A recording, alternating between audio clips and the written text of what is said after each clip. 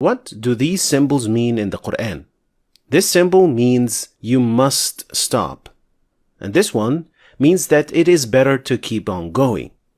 This symbol means that it is better to stop at that point. And the Jim symbol means that it is 50-50. You can stop or you can keep on going. The La symbol means that you must not end your recitation at that point. And the Sin symbol stands for sakta, or a short pause. This symbol means that you can stop at only one of either, but not both. This symbol is the end of 1/8 of a chapter.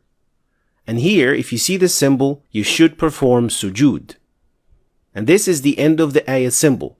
And it is the sunnah to stop at the end of each ayah.